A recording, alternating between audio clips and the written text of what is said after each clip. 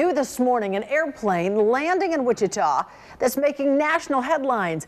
This Boeing cargo plane is on the runway at Jabera Airport. Looks strange, that huge plane out there. Trouble is, it was supposed to land somewhere else, and getting it out may be complicated. KAKE's Jordan Shefty is live at Jabera this morning. Yeah, Jamel, you say it's making national headlines. You're not lying. I've been on the phone with ABC stations in Kansas City. Even ABC from New York has contacted me for information about what is going on out here this morning. Now, just within the past 15 minutes or so, we have seen some movement with this plane. You can see it right here behind me. When we first got out here this morning, it was facing the opposite direction. Now, since that time, they have gotten the tug out here. It pulled the plane down the runway, or pushed it rather, and they got it turned around in a very small space, and now we're bringing it back down in the opposite direction. So it's quite some movement out here with this. Now we are waiting, or trying to figure out what they're going to do from here.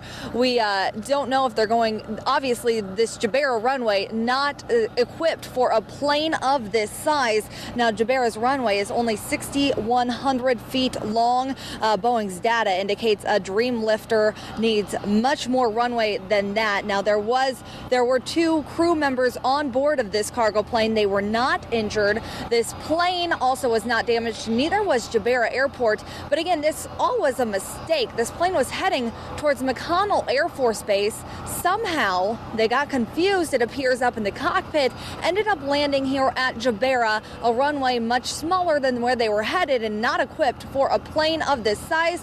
The maneuvering out here this morning has been interesting to watch, and we will continue to keep you updated as we learn any new information on where they're going to go from right here. Reporting live from Jabera Airport, Jordan Shefty, KAKE News. We are tracking breaking news at this hour. A big Boeing 747 cargo plane is stuck on the runway at a small Wichita airport, Jabera. The challenge is to get it where it needs to go. KAKE's Jordan Shefty is live on the scene with an update. Jordan. Yeah, Jamel, this is a pretty unbelievable story this morning. This plane coming from New York, heading to McConnell Air Force Base, somehow landed up here at Jabera. Sounds like the pilots thought they were at Beechcraft. It sounds like there might have been some confusion up in the cockpit, but again, it has placed this giant Boeing 747 Dreamlifter plane right here on the Jabera runway. It's right behind me now. You can see it. It started out this morning facing the opposite direction. They have since brought a tow in, took it down the runway, got it flipped around with some pretty impressive maneuvering, now have brought it back down the runway in the opposite direction. Now we are waiting to see where they're going to go from here, because this runway out here at Jabera, it's only 6,100 feet long. Boeing data indicates that a Dreamlifter plane like this one requires a bit more runway than that. Now, the other question we have is this plane loaded with cargo. That will obviously make another difference in the takeoff potential here at the airport. We're waiting to hear back from any contacts that we have. We've been making calls all throughout the morning, trying to get through, trying to get some more information on what is happening out here this morning, what led to this, and any new information. Of course, when we get anything new, we will bring it to you. Reporting live from Jabera Airport, Jordan Shefty, KAKE News. We are tracking a developing story here in Wichita. A Boeing Dreamlifter jet lands at the wrong airport.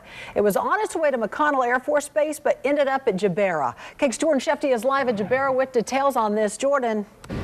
Yeah, Jamel, as you said, this plane was intending to land at McConnell Air Force Base, but for some reason, it ended up about 6 miles away here at Jabera, an airport not designed for a plane of this size.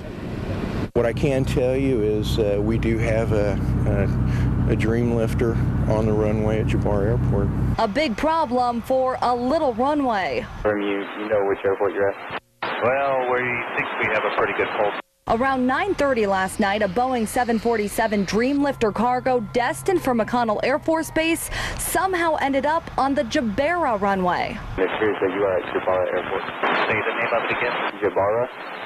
Jabaro. Crews spent the morning repositioning the plane, bringing a tug across town to rotate the plane 180 degrees, a tight maneuver on a runway only 100 feet wide. Certainly more than a 3-point turn. The problem now, the Jabara runway is only 6,100 feet long. A Dreamlifter usually requires about 9,000 feet. Also, the pavement is designed for a maximum 62,000 pounds. This plane much heavier, but aircraft engineers say a takeoff is possible. And they've assured us they've run all the engineering calculations, performance, and the aircraft is very safe for a normal departure at its current weight and conditions. The unusual sight, it's interesting. You don't see something like this every day. Drew quite the crowd of onlookers. A vision cameras don't do justice to. I just saw the news this morning and then decided to come down here and take a look for myself. Since I live in the flight path, I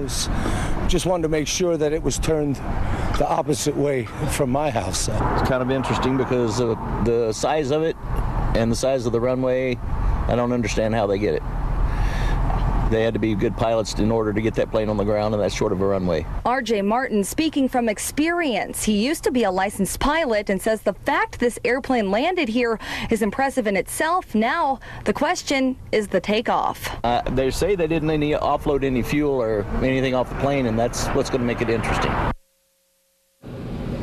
Now, the Federal Aviation Administration is investigating, which they say is standard for all deviations. This plane is set to take off at around noon today, and already we're getting a number of onlookers out here to see the spectacle. But while we wait, I'm joined now by KAKE's aviation reporter Chris Frank. Now, Chris, you've got some more specific details about this plane, right?